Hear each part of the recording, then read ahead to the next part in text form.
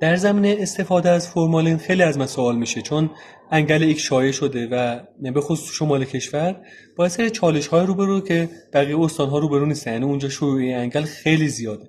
به همین خاطر تصمیم گرفتم یک کلیپی باهاتون بسازم که دیگه همه این نکات در زمینه این انگل رو توضیح بدم. اگر اینکه پرورش‌دهنده بام تماس گرفتن دیگه ارجاع بدم به همین کلیپ. توی این قسمت اولش میخوام کارهایی بگم که نباید انجام بدید. نکته اول، فرمالین رو نباید تو جای خیلی سرد نگه داره، چون باعث میشه که رسوب تشکیل بده. نکته دوم، قبل از استفادهش فرمالین رو خوب تکون بدید و اگر هر گونه رسوبی تشکیل داد استفاده نکنید، چون برای ماهی فوق‌العاده خطرناک هست و کشنده هست. و اگر که رسوب تشکیل داد به ازای هر 10 لیتر فرمالین 1 لیتر متانول بهش اضافه بکنید تا این رسوب ها حل بشن. نکته سوم، فرمالین در داخل آب واکنش میده، اکسیژن آب مصرف میکنه و در مقابل فرمیک اسید و کربن دی اکسید تولید میکنه. یعنی چی؟ یعنی فرمالین اکسیژن آب میگیره که گاز خوبه و کربن دی اکسید که گاز بده تولید میکنه. پس زمانی باید فرمالین استفاده بکنی که دستگاه گوارش ماهی خالی باشه، به خاطر اینکه اگر دستگاه گوارش پر باشه ماهی احتیاج به اکسیژن بیشتری داره و اگر فرمالین دوز بالا استفاده کرده آسیب میبینه. دو، دمای آب در کمترین دمای آب مزرعه خودتون باشه، چون اگر دمای آب بالا باشه اکسیژن آب پایین میاد. و سه، آبشوش‌های ماهی سالم باشن. اگر آبشوش‌های ماهی مشکل داشته باشن تو نمیتونی ماکسیموم مقدار فرمالین را استفاده بکنی. یاد باشه باید هنگام استفاده از فرمالین هواده‌ها، چه اسپلش، چه ارجه، چه هر وسیله‌ای که داره روشن باشه تا در مقابل این کاهش اکسیژن آب مقاومت بکنه.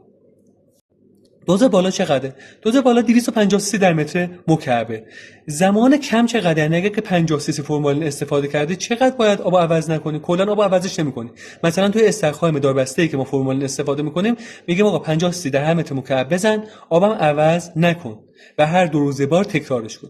در مقابل حالتی که دوز بالا استفاده می‌کنیم، مثلا 250 سی سی استفاده می‌کنیم در هر متر مکعب، چقدر باید ورود و خروجا ببندی؟ بیشترین حد تحمل ماهی، یعنی آبا میاری در کمترین حد ممکن، جوری که اسپلشا کار بکنن و بعد ورود و خروجا میبندی و مشاهده میکنه، اجازه میدی که اون ماهی توی اون آب بمونه و رفتارهاشو نگاه میکنه. زمانی که به حد آستانه تحملش، یعنی بیشتر حد تحملش میرسه، ماهی شروع به واکنش‌های عصبی میکنه، سریعتر شنا میکنه، سریعتر نفس میزنه، آبشوشاشو و دهنشو زودتر باز بسته میکنه. اینجا یعنی بیشترین زمان تحمل ماهی توی بیشترین دوز ممکن و شما دفعه بعد که خواسته استفاده کنی 5 دقیقه کمتر استفاده بکنی.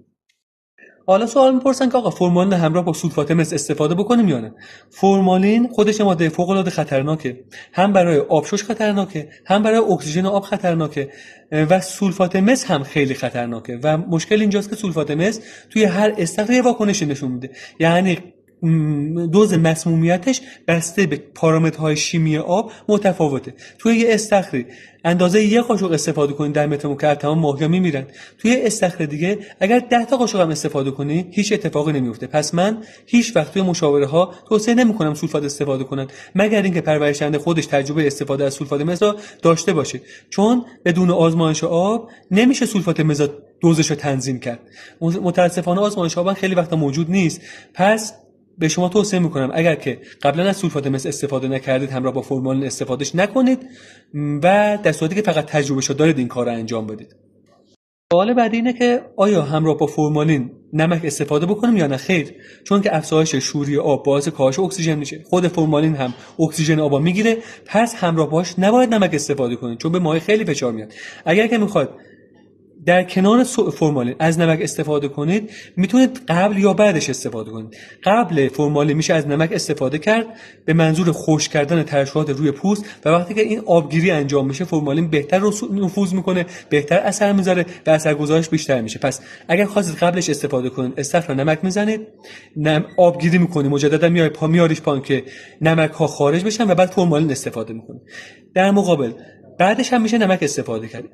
استفاده از نمک بعد از فرمالین به منظور کاهش استرس که با دوزهای پایین مقدار 1 تا 3 کیلو نمک در هر متر مکعب میتونید استفاده کنید که ماهی سر حال بشه و استرس ناشی از استفاده از فرمالین از بدنش خارج بشه.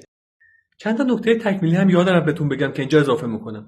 اول از اینکه میزان فرمالین از 50 تا 250 که این بازشه بسته به سلامت ماهی، کیفیت آب و به خصوص وزن ماهی باید تنظیم بشه. یعنی برای وزن‌های بالای مثلا 100 گرم، 200 گرم، 300 گرم 250 سی سی در متر مکعب قابل تحمله، ولی برای یه ماهی 1 گرم 250 سی سی در متر مکعب اصلا قابل تحمل نیست و باید مقدارهای پایین‌تر استفاده بشه.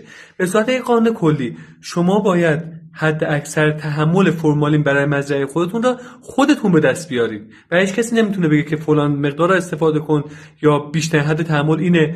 ولی توصیه من اینه که بیشترین تحمل میزان فرمالین را استفاده بکنید، یعنی بیشترین مقدار سی سی در هر متر مکعب استفاده بکنید با بیشترین زمان ممکن که ماهی میتونه اون را تحمل بکنه، مگر در استخوان مدار بسته یا خیلی بزرگ که این مقدارهای کم و زمانهای طولانی رو گفتم استفاده بکنید. نکته بعدی اینه که در درمان ایک توسط فرمالین باید 3-4 روز پشت سر هم اینا استفاده بکنید. بعد چون که اگه بخوای فرمالین را پشت سر هم ادامه بدی آبشوش آسیب میبینن، سیاست تغییر بدی به 2-3 روز استراحت، 1 روز فرمالین. کم کم که زمان میگذره تبدیلش میکنی به 4-5 روز استراحت، 1 روز فرمالین. یعنی مثلا بعد از اون استفاده متوالی میشه هفته 2 بار استفاده از فرمالین. یه چند روز که استفاده کردی میشه هفته 1 بار استفاده از فرمالین.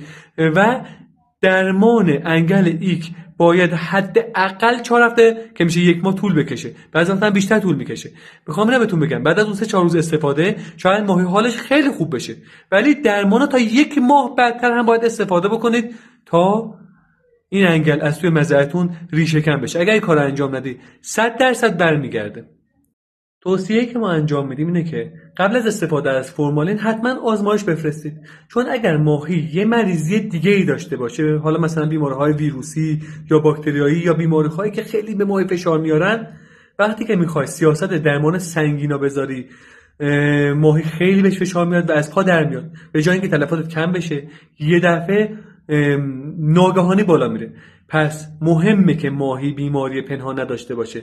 هر پرورش‌دهنده‌ای که نمونه میاره آزمایشگاه و ما توی همون روز اول مشخص میشه که انگل داره یا نه، ما بهش میگیم که یه درمان خیلی سبک فرمالینی شروع بکنید تا جواب آزمایشت آماده بشه.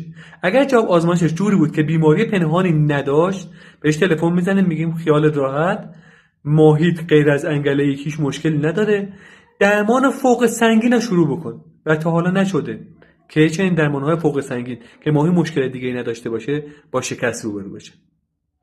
حالا ما که این نکات ها رعایت کردیم، یعنی توی دمای سرد، یعنی معمولا خب موقع طلوع آفتاب سردترین دمای مزرعه ها همون موقع هاست، با هوادار روشن و فرمالین بدون رسوب خواستیم استفاده بکنیم. 2 نوع استفاده از فرمالین داریم. یکی استفاده دوز پایین زمان زیاد، مثلا توی این استخوان ذخیره کشاورزی چون حجم آب خیلی بالاست و اگر که آب کم بکنن به این زودی ها نمیتونن پرش بکنن، مسلما نمیشه خب دوز بالا استفاده کرد. اینا رو دوز پایین استفاده میکنن. پس دوز پایین استفاده میکنید، در مقابل زمانش رو طولانی میکنید، یا اینکه دوز بالا استفاده میکنید زمانش رو کوتاه میکنید. ما برای استخوان ذخیره کشاورزی توی استخوان خیلی بزرگ، اونایی که حجم آب بالاست، از دوز پایین استفاده میکنیم. دوز پایین چقدره؟ دوز پایین 50 سی سی فرمالین در هر متر مکعب. پس کمترین مقدار فرمالینی که استفاده میکنیم 50 سی در متر مکعب. ما برای اینکه بدونیم یه فرمالینی چقدر خلوص داره از بیواسه استفاده میکنیم. بیواسه ها یه سری آزمون های هستن که با موجود زنده انجام میشن. به عبارتی شما 250 سی سی فرمالین میزنید در هر متر مکعب و شروع میکنید به نگاه کردن. ماهی بستگی به سایزش باید بین 10 دقیقه تا 30 دقیقه یه واکنش های از خودش نشون بده. اگر که این 250 سی در متر مکعب فرمالین زدی و ماهی هیچ واکنشی نشون نداد، شد 40 دقیقه، 50 دقیقه، 1 ساعت و عین خیالش نبود، مطمئن باشید این فرمالین خلوص کافی نداره. پس میریم تو آزمون مرحله بعدی. آب مجدد تازه میکنه یا روی یک دیگه از استخراج، این دفعه به جای 250 سی سی 300 سی سی میزنه. انقدر 50 تا 50 بالا میبری تا ماهی توی یه زمان کمتر از نیم ساعت واکنش رو نشون بده. زمانی که این زمان رو به دست آوردی، مثلا ماهی توی 40 دقیقه واکنش نشون داد، توی 30 دقیقه واکنش نشون داد، سری بعدی همون مقدار عددی که به دست آوردی استفاده میکنی با 5 دقیقه 10 دقیقه کمتر. سوال اینجاست، آیا باید این فرمالینی که کف استخر توی حالا مثلا ارتفاع نیم متری باقی مونده این خارج بشه بعد آبگیری بکنیم یا نه همون جوری آبگیری بکنیم، بسته به شرایط مزرعه داره. اگر که میزان آبی که در دسترسته خیلی زیاده و سریع استخر پر میشن و حال ماهی هم خوبه، میتونی اون باقی مونده فرمالین کف استخر خالی نکنی و استخر آبگیری بکنی. در صورتی که آب مزرعه کمه، مثلا 5 ساعت طول میکشه تا استخر پر بشه، یا اینکه ماهی دیگه حالش بده، کشش تحمل بیشتر از این فرمالین نداره، اول تا جای ممکن اون فرمالینا خالی میکنه، بعد استخر شروع به آبگیری میکنه. حالا سوالی که پیش میاد اینه که اگر که فرمالینمون تقلبی باشه از کجا بفهمیم؟ چون خیلی از این فرمالینایی که توی بازار هستن اون درصد خالصی که اعلام میکنه و روشون نوشته نیستن، یه مقدار آب ریختن داخلشون. اینا توی قسمت بعدی براتون توضیح میدم.